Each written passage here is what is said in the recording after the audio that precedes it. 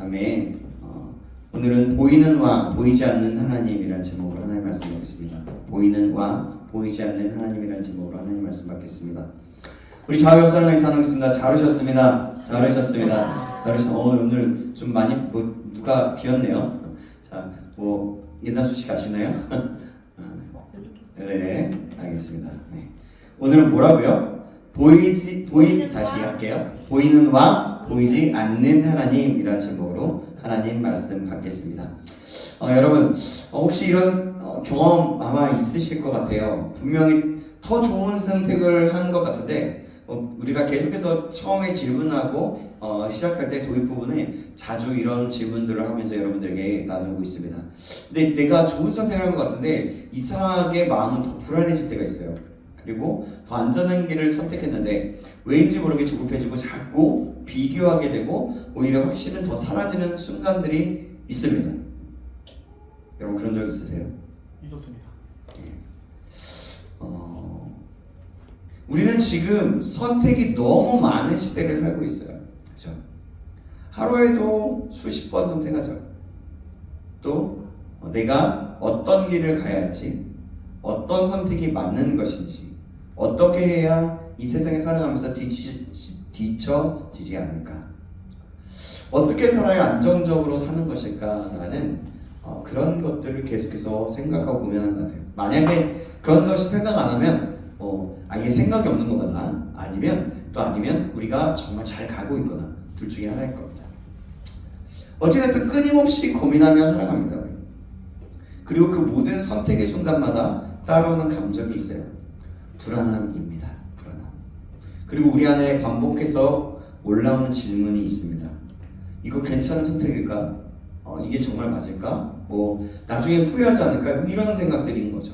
그래서 우리는 점점 틀리지 않으려고 안 틀리고 싶으니까, 그리고 손해보지 않으려고, 또 눈에 보이는 거, 지금 당장 나를 지켜줄 것 같은 것들을, 더 확실해 보이는 것들을 붙잡기 시작합니다.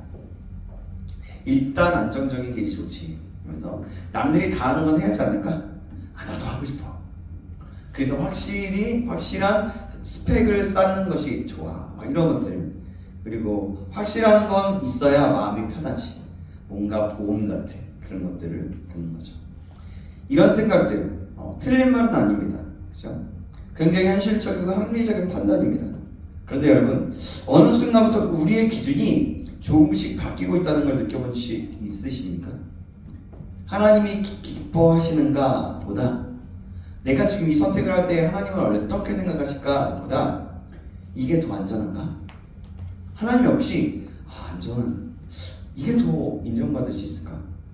이게 나를 더 지켜줄 수 있을까?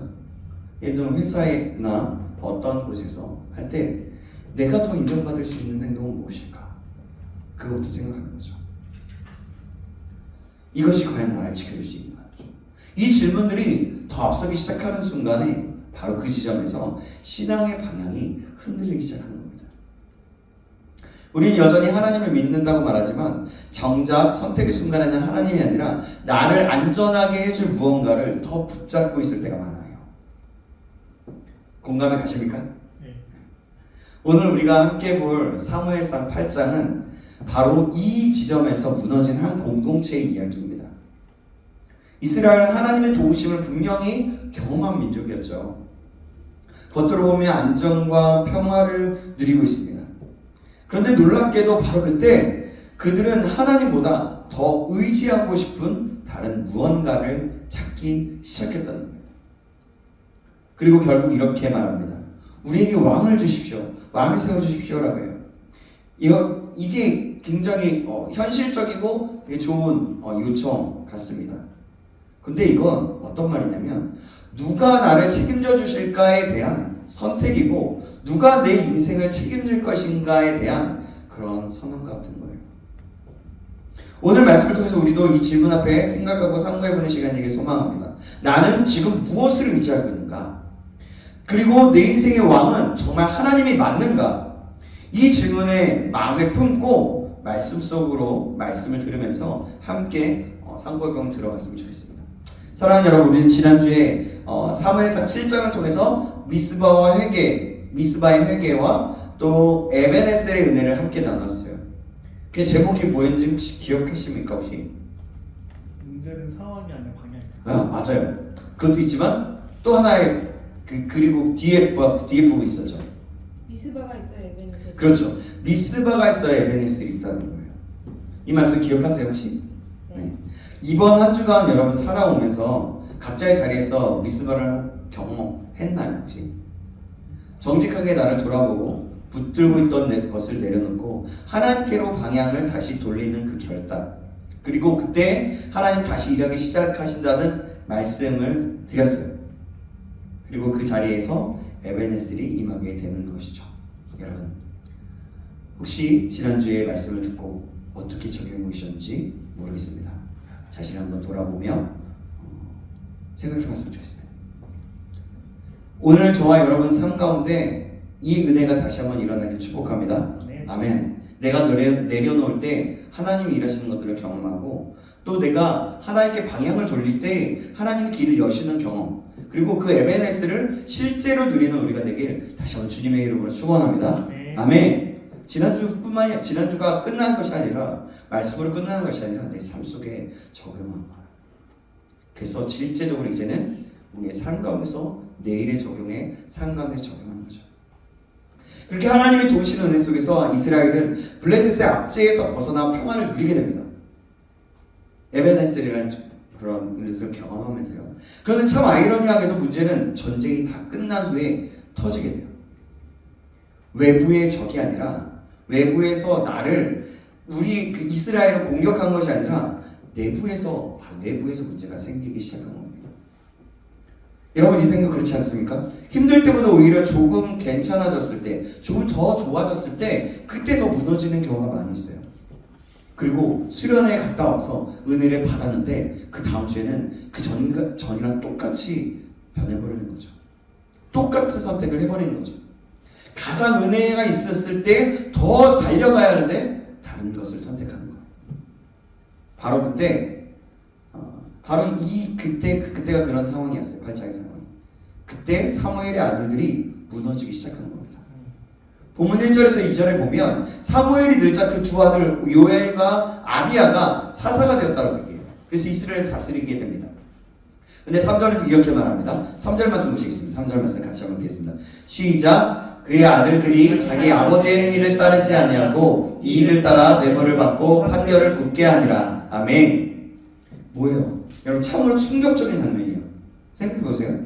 위대한 선지자 사무엘의 아들들이에요. 그 아들들입니다. 정의를 세워야 할 자리에 있는 그런 사람들이 오히려 정의를 무너뜨리고 있는 상황이에요. 더 충격적인 건 그들이 사무엘의 아들들 이겼다는 거예요. 위대한 선지자. 여기서 우리는 굉장히 중요한 진리를 깨닫게 됩니다. 믿음은 자동으로 이어지지 않는다는 거예요. 자동으로. 부모가 믿음이 좋다고 해서 자녀가 자연스럽게 믿음의 사람이 되는 것이 아니라는 거죠. 그래서 신앙은 어떤 상속적인 것으로 상속으로 주는 것이 아니라 선택이기 때문입니다. 그래서 우리 부모들, 만약에 여기 부모님들이 있다면 몇몇 안 되죠. 부모들과 교사들은, 또 교사들도 있죠. 단순히 환경을 만들어주는 것을 넘어서 신앙을 전수해야 됩니다. 신앙. 내가 교사라면 신앙을 전수해야 될 사명감과 마음이 있어야 됩니다. 삶으로 보여주고 말씀으로 심어주고 함께 꿈꾸면서 기도로 같이 붙들어야 되는 거예요. 자녀들도 마찬가지죠. 신앙을 가진 자녀들이라면 부모나 가족들에게 이렇게 할 수 있어야 됩니다. 부모에게 선한 영향력을 끼친다는 거예요. 내가 자녀라고 해서, 나는 어리다고 해서 그것이 아니라 그냥 부모의 말만 듣는 것이 아니라 내 안에서 내가 하나님과의 관계 속에서 우리들도 삶으로 보여주는 것, 씨름하는 모습을 보여주는 것, 말씀으로 함께 순종하며 나가는 것을 보여주고 또한 함께 나눌 수 있는 것이 필요하다는 거예요. 그럴 때에 서로 상호 보완이 될 수가 있습니다. 그러나 내가 어리다고 생각하고 부모와 이렇게 됐을 때는 당연히 부모님의 영향력을 받을 수밖에 없죠. 그러나 그렇게 우리가 성장할 수 있어서 오히려 부모님에게 선한 영향력과 의대를 함께 나눌 수 있는 그런 동역의 단계로 갈 수 있는, 그렇게 성장할 수 있는 우리가 되길 주님의 이름으로 축원합니다. 아멘. 그런데 이 사건은 그냥 한 가정의 문제로 끝나지 않습니다. 다시 본문을 할게요. 이 일은 이스라엘 전체의 방향을 완전히 바꿔버리는 사건이 됩니다. 결국 이스라엘 장로들이 사무엘에게 나와서 이렇게 요구합니다. 5절 말씀인데요. 5절 말씀 우리 볼까요? 자, 제가 읽을게요. 그에게 이르되 보소서 당신은 늙고 당신의 아들들은 당신의 행위를 따르지 아니하니 모든 나라와 같이 우리에게 왕을 세워 우리를 다스리게 하소서 한지라. 아멘. 뭐예요? 이 말은 나름대로 논리가 있어요. 사무엘이 늙었어요. 아들들은 근데 보니까 행위를 보니까 사무엘처럼 따르지 않는 거예요. 믿을 수가 없는 거죠. 지도자가 있는데. 그러니 이제는 그런 거예요. 왕이 필요하다는 거죠. 굉장히 현실적이고 합리적으로 들립니다. 리더십이 무너졌어요. 더 이상 이런 구조로는 안 된다는 겁니다. 새로운 뭔가 시스템이 필요하다는 거예요. 그들의 사고였어요. 틀린 말이 아니라는 거예요. 실제로 이스라엘은 엘리 제사장 때부터 시대 때부터 지도자들의 실패를 계속해서 경험해 왔습니다. 그러니까 이들의 요구는 어찌 보면 굉장히 이성적인 판단처럼 보입니다. 그렇지 않습니까? 그런데 여러분, 성경은 이걸 단순한 어떤 정치적인 문제나 어떤 것을 보는 것이 아니에요.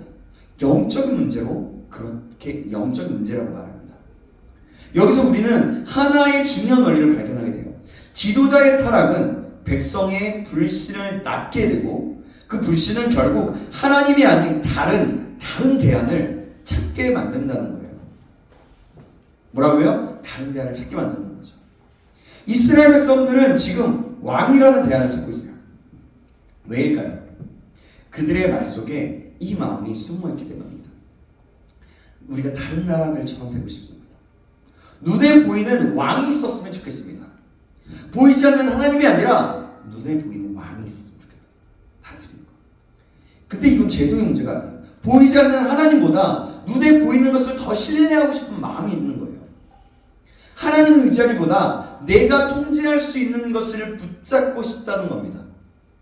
결국 이것은 하나님을 왕으로 인정하지 않으려는 인간의 본성을 그대로 드러나는 장면. 이 장면은 사무엘상 2장에 나오는 엘리야 두 아들 사건과도 너무나 닮아 있습니다.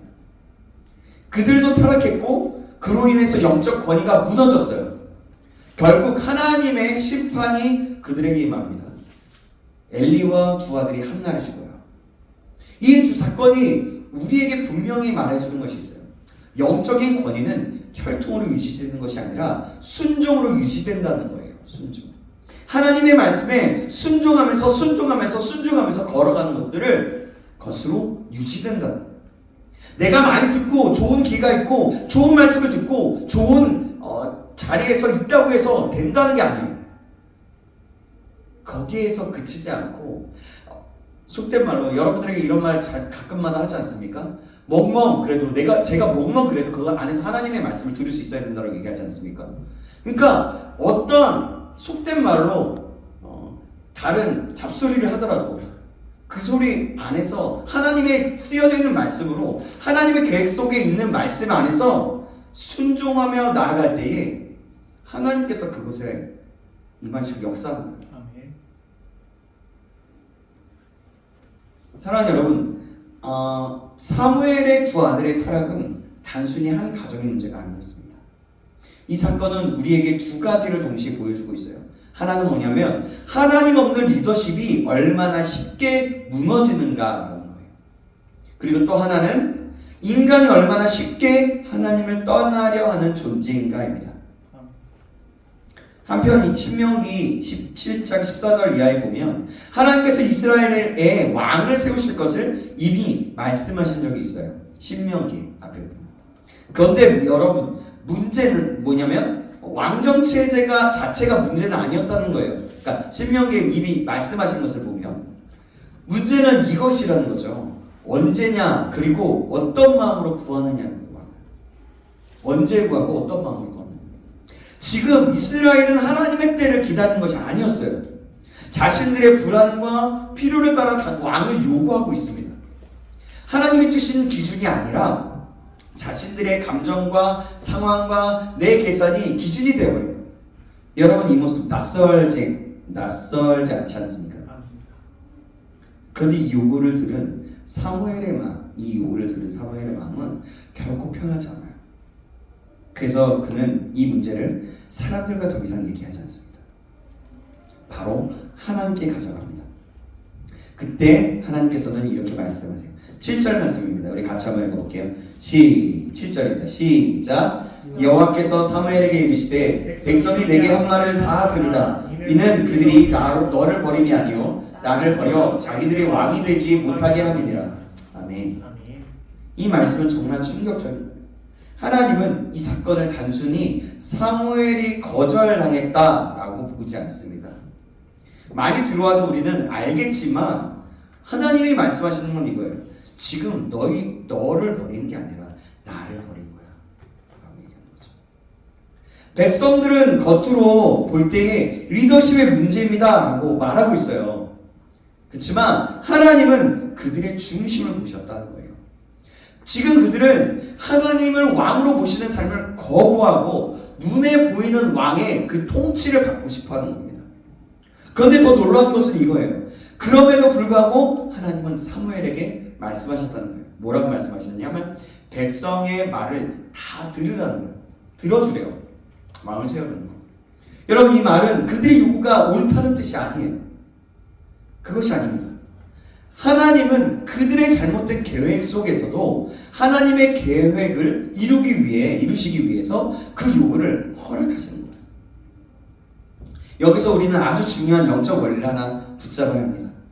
하나님이 허락하셨다고 해서 그게 곧 하나님의 뜻은 아니라라는 거예요. 사랑하는 여러분, 이거 정말 중요한 거예요. 우리는 종종 이렇게 생각해요. 잘 보세요. 공감을 갈 거예요. 내가 그렇게 기도했는데 이루어졌어. 이루어진 거예요. 기도했는데. 결국 됐잖아. 그러니까 이거는 하나님의 뜻이야. 하나님 감사합니다. 하나님 뜻을 이루어주셔서 감사합니다. 이렇게. 그런데 여러분 그러지 않을 수도 있다는 겁니다. 내가 붙잡고 놓지 않았던 그것, 그래서 결국 이루어진 그것이 어쩌면 하나님이 기뻐서 주신 게 아니라 그냥 그래 내가 그렇게까지 원하면 해봐라. 내가 그렇게까지 원하는데 해봐라. 그냥 내버려 주신 거예요. 그럴 수도 있다는 거예요. 성경에서 이것을 하나님의 허용하심이라고 말합니다.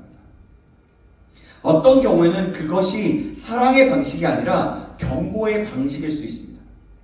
그래서 우리는 이루어졌냐 안 이루어졌냐 보다 어떤 것을 나 했지 됐지 이게 아니라 더 중요한 질문을 해야 되는 거예요. 이게 정말 하나님의 뜻인가? 나에게 주어진 거. 지금 하나님의 타이밍이 맞는가? 이 질문 없이 살아가면 우리는 신앙생활을 하면서도 결국 내 인생을 내가 끌고 가게 되는 거예요. 그리고 하나님은 이 사건을 더 무겁게 해석하십니다. 오늘 보면 8절 말씀 볼까요? 이들의 모습을 더 무겁게 판단하는 거죠. 8절 같이 한번 읽어보겠습니다. 천천히 같이 한 목소리로 해요. 혼자 가지 마시고 시작. 내가 그들을 애굽에서 인도하여 낸 날부터 오늘까지 그들이 모든 행사로 나를 버리고 다른 신들을 섬긴 같이 내게도 그리하는도다. 아멘. 뭐예요? 하나님 이 사건을 단순히 정치적인 어떤 선택으로 보지 않으신다는 거예요. 그럼 뭐라고 생각할까요? 뭐예요? 바로 우상 숭배와 같은 문제로 보신다는 거예요. 다른 신들을 섬긴 같이 내게도 그리하는도다. 모든 행사로. 여기서 이건 굉장히 무서운 말씀입니다. 지금 이스라엘은 왕 하나 세우자고 말하고 있어요. 근데 하나님은 지금 너희가 나를 버리고 다른 신을 섬기려는 것이다 라고 말씀하는 거예요.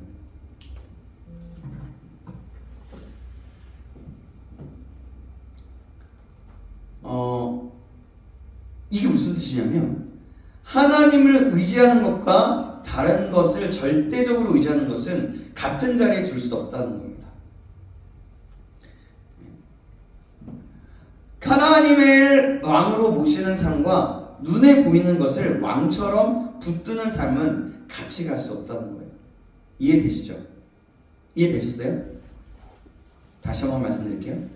하나님을 의지하는 것과 다른 것을 절대적으로 의지하는 것은 같은 자리에 둘 수 없다. 이 말이에요. 하나님을 의지하는 거, 다른 것들을 의지하는 거, 같이 갈 수 없다는 거. 하나님을 왕으로 모시는 삶과 눈에 보이는 것들을 왕처럼 붙드는 삶. 그런 거예요. 하나님이냐 돈이냐. 하나님도 의지하고 돈도 의지한다. 갈 수 없다는 거예요. 결국 우리의 마음에는 한 자리밖에 없습니다. 사랑하는 여러분, 하나님은 지금도 우리의 중심을 보세요. 내가 붙잡고 있는 그것이 하나님인지 아니면 하나님 대신 붙잡은 다른 무엇인지. 이제 하나님은 사무엘을 통해서 왕을 세웠을 때 이스라엘이 반드시 감당해야 할 현실을 아주 구체적으로 권고하십니다. 그 내용이 바로 11절부터 17절까지의 말씀인데요. 가장 먼저 등장하는 것이 무엇입니까? 바로 군대라는 거예요. 군대. 지금까지 이스라엘은 상비군이 없었어요. 상시로 대기하는 군인들 얘기하는 거예요. 전쟁이 일어나면 나팔 소리를 듣고 사람들이 모이는 구조였어요. 오늘로 말하면 항상 준비된 군대가 아니라 필요할 때만 모이는 방식이었다는 거예요. 그런데 왕이 세워지면 이 구조는 완전히 바뀌게 된다는 거죠. 왕은 자신의 권력을 유지하고 전쟁을 대비하기 위해서 항상 준비된 군대, 상비군을 두게 된다는 거예요. 그리고 그 결과 백성들의 아들들이 왕을 위한 군대로 모이게 된다. 처음에는 나라를 지키기 위한 것처럼 보일 수 있습니다. 하지만 시간이 지나면 어떻게 되냐면 그 군대는 왕의 권력을 유지하는 도구가 되는 거예요. 심지어 다른 나라를 침략하는 데까지 사용될 수 있습니다. 또한 군대가 생기면 천부장이 생기고요. 50부장과 같은 그런 계급 체계가 만들어지게 돼요. 그들은 왕의 명령을 절대적으로 복종하게 되는 그런 구조가 되는 거죠. 여러분, 이게 무슨 의미냐면 이제 이스라엘은 더 이상 하나님의 말씀에 순종하는 공동체가 아니라 왕의 명령에 묶인 공동체가 된다는 것이에요. 그뿐만이 아닙니다. 왕은 백성들의 딸들까지도 금으로 데려가게 돼요. 요리를 시키고요, 청소를 하게 하고요, 시중을 들게 합니다. 또 백성들의 가장 좋은 밭과 포도원과 감람원을 빼앗아 자기 신하들에게 주기도 하는 거예요. 또 10분의 1 밭이라고 하죠. 곡식과 소산에. 종들과 가축까지도 왕의 필요를 위해서 사용된다는 거예요. 여러분, 이 장면을 한 문장으로 정리하면 이거예요. 왕이 생기면 삶의 주인이 바뀐다는 거예요. 지금까지 이스라엘은 하나님 한 분만을 왕으로 섬기며 살아왔습니다. 그런데 왕을 세우는 순간 그들은 더 이상 하나님의 백성이 아니라 왕의 소유처럼 살아가게 된다는 거예요. 성경은 분명히 말씀합니다. 그들은 이제 하나님의 종이 아니라 왕의 종이 될 것이다. 그래서 사무엘은 마지막으로 아주 강하게 경고합니다. 18절 말씀입니다. 제가 읽겠습니다. 그날에 너희는 너희가 택한 왕으로 말미암아 부르짖되 그날에 여호와께서 너희에게 응답하지 아니하시리라 하니. 무서운 말씀이에요. 어떤 경고만으로 끝나는 말이 아닙니다. 미래를 향한 하나님의 엄중한 선언, 엄중한 경고, 엄중한 그냥 아예 경고로 말하는 게 아니라 안 들을 거야. 내가 아무래도 이렇게 된다는 거죠. 여러분, 우리가 굉장히 중요해요. 오늘 정말 중요한 얘기 하고 있습니다, 여러분. 우리의 삶 가운데 정말 중요한 얘기 하고 있어요. 잘 들으세요. 지금은 여러분 이들이 왕을 주세요라고 말하지만 언젠가 이 선택 때문에 너무 힘듭니다 라고 울부짖게 될 날이 온다는 거예요. 그리고 더 두려운 것은 무엇이냐면 그때 하나님께서 응답하지 않을 수도 있다는 거예요. 사랑하는 여러분, 여기서 우리는 굉장히 중요한 사실을 깨닫게 되는 거예요. 잘못된 선택은 나중에 후회한다고 해서 항상 되돌릴 수 있는 것이 아니라는 거예요. 그래서 우리는 매 순간의 선택을 아주 중요하게 하나님께 묻는 습관을 가지고 행동하는 것이 중요합니다. 그런데 안타깝게도 사무엘의 이 간절한 경고는 백성들의 마음에 전혀 들어가지 않아요. 짓지 않게. 왜입니까? 20절 때문입니다. 그들은 이렇게 생각했어요. 왕이 우리 앞에 나가서 싸워주면 되잖아요. 여러분, 이것이 여기의 핵심인 거예요. 눈에 보이는 누군가가 내 인생의 문제를 대신 해결해 주길 바라는 말. 지금까지 하나님은 사사를 세워서 필요할 때마다 그들을 구원해 주셨습니다. 그런데 사사는 항상 있는 존재가 아니었어요. 그래서 그들의 마음속에는 늘 불안함이 있었습니다. 그래서 결국 이런 결론을 도달하게 된 거예요. 항상 우리를 지켜줄 수 있는 시스템, 어떤 사람이 필요합니다. 그런데 여러분, 중요한 정말 문제는 그것이 아니었어요. 이스라엘의 진짜 문제는 시스템의 부재, 어떤 리더십의 부재가 아니었습니다. 죄의 문제였어요. 죄의 문제. 그들이 이방에 압제를 당했던 이유는 군대가 없어서가 아니라 죄를 지었기 때문이었던 거예요. 그리고 그 고통 속에서도 회개하지 않았기 때문에 하나님의 구원이 지연되었던 거예요. 그런데 그들은 이 본질을 외면해버리는 거예요. 그러면서 이렇게 생각합니다. 왕만 있으면 됩니다. 왕이 있으면 다 해결된다는 거예요. 왕이 있으면 언제든지 보호해 줄 것이고 외적의 침입도 막아줄 것이라는 그런 믿음이었던 거예요. 사랑하는 여러분, 이 모습 사실 우리의 모습 아닙니까? 우리는 여전히 문제의 뿌리는 보지 못하고 있습니다. 그렇지 못한 채 겉으로 보이는 해결책만 붙잡으려고 할 때가 너무나 많아요. 그래서 지금 이스라엘의 모습이 우리의 모습이라는 거예요. 그래서 우리는 본질을 볼 수 있어야 되는 거예요. 뿌리를 보고 바꾸어 나가야 하는 것입니다. 어떤 것이 있다면 그 뿌리가 뭔지 하나님께 여쭙는 거예요. 그것을 위해서 기도하는 거예요. 본질이 뭔지, 내가 진짜 정말 바꿔나가야 될 게 무엇인지, 이 상황, 이 문제 해결해 주세요, 이게 아니에요. 결국 그들은 하나님이 아니라 제도와 사람을 의지하기 시작했어요. 이 모든 이야기들은 이 이야기를 들은 사무엘은 다시 하나님께 나가서 아뢰고, 하나님은 결국 이렇게 말씀하십니다. 아까 얘기했어요. 그들의 말을 들어주어 왕을 세우라. 그래서 본문은 이렇게 마무리됩니다. 백성들은 확답을 듣고 각자 자기의 고을로 돌아갑니다. 겉으로 보면 모든 것이 정리된 것처럼 보여요. 문제가 해결됐죠? 요구가 수용됐죠? 상황이 종료되었어요. 그러니까 해결된 것처럼 정리되었던 것처럼 보이는 거죠. 그런데 정말 여러분, 정말 그것이 끝난 걸까요? 아니에요. 사실은 이 순간이 가장 중요한 것이 무너진 순간입니다. 이 순간.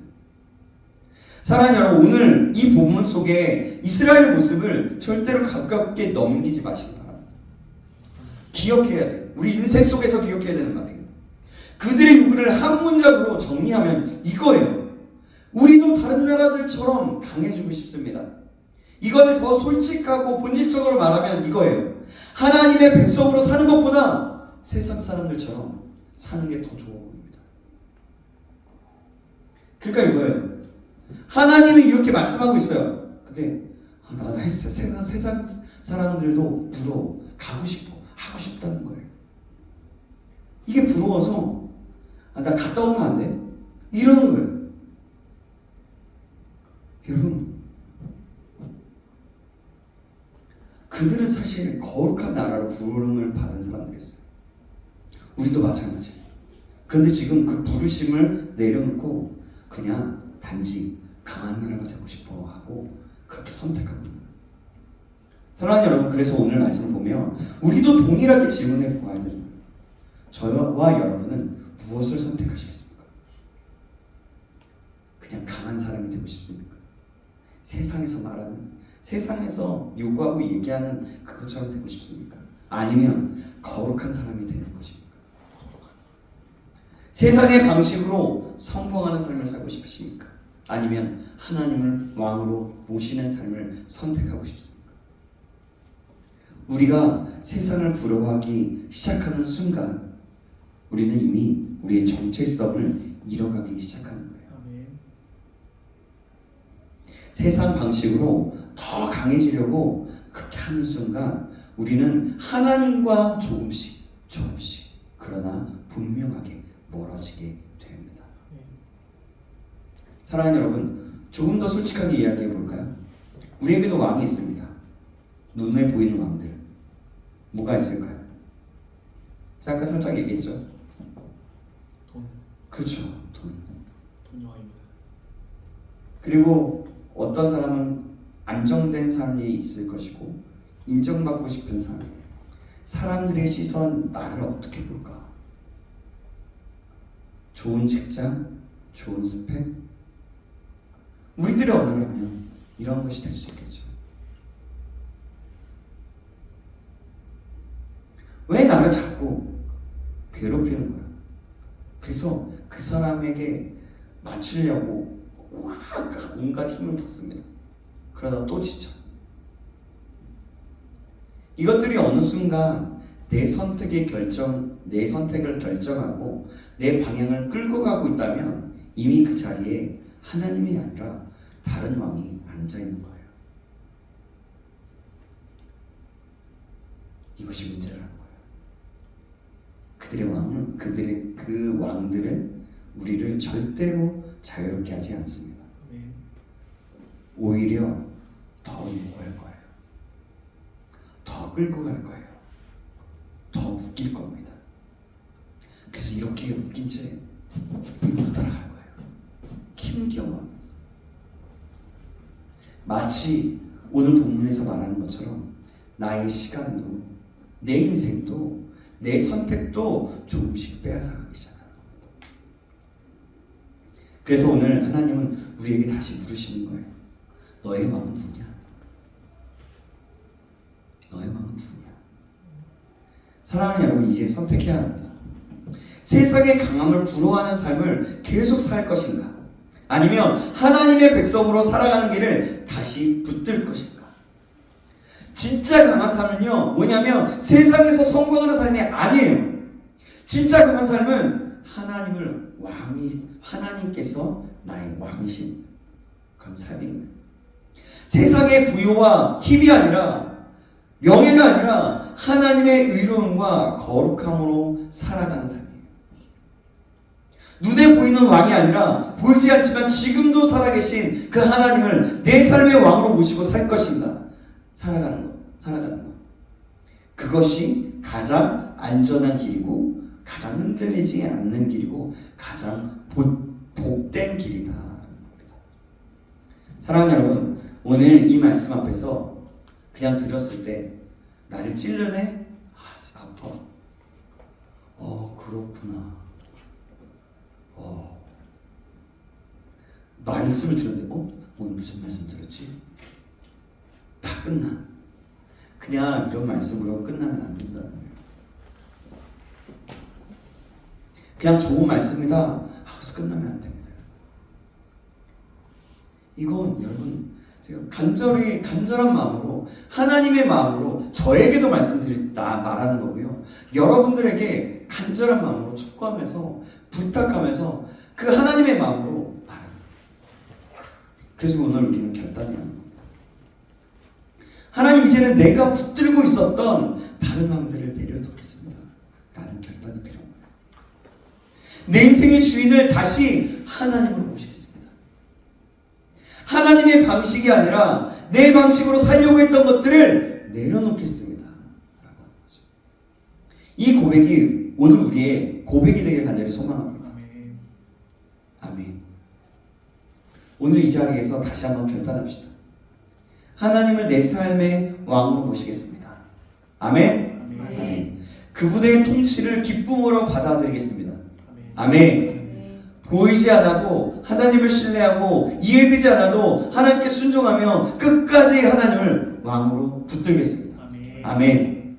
사랑하는 여러분, 저와 여러분 모두가 그렇게 살아가기로, 그렇게 결단하며 날마다 내가 무너졌다라면 다시 한번 이렇게 일어나서 회개하고 돌이켜서 하나님 앞에 이렇게 살아가겠습니다. 하나님 왕으로 모시고 싶습니다. 왕으로 모시겠습니다.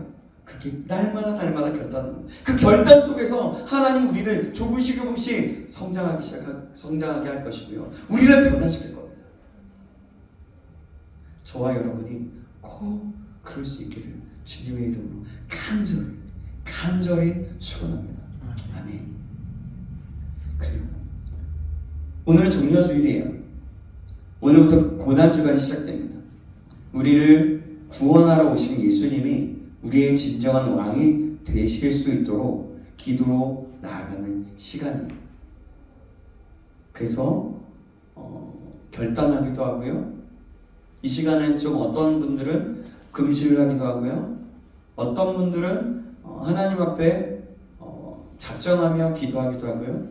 어떤 분들은 하나님 앞에 새벽을 깨우기도 합니다. 우리 교회는 지금 고난주간 새벽 기도가 있어요. 그렇게 결단할 수 있습니다. 주님을 왕으로 모시는 한 주가 되기 위해서 뭔가 우리 안에 저는 그렇게 생각합니다. 그냥 고백으로 끝나는 것이 아니라 내가 한 가지 순종의 열매를 맺어보는 거예요. 여러분들에게 그래서 한 가지 권면드립니다. 이번 한 주간 새벽을 좀 깨우셨으면 좋겠습니다. 그게 힘들다면 정말 여러분들 한 끼라도 금식해 보시기 바랍니다. 하나님 앞에 결단해 보는 거예요. 그래서 주님을 왕으로 모시는 한 주, 몸은 피곤할 수 있고 여러 가지가 있을 수 있지만 하나님 앞에서 왕으로 모시기로 결단하면서 그것을 삶으로, 순종으로 한번 결단해봅니다. 그래서 이 주간에 우리의 왕이 되시고 구원의 기쁨과 나 인생의 그 왕 통치자가 되시는 그 주님을 경험하고 알 수 있기를 다시 한번 주님의 이름으로 축원합니다. 기도하겠습니다. 사랑하는 하나님 아버지, 오늘 말씀을 통해서 우리의 마음 깊은 곳을 보게 하시니 감사합니다. 하나님, 우리가 입술로는 주님을 왕이라고 고백했지만 삶의 선택에서는 다른 것들을 의지하며 살아왔음을 고백합니다.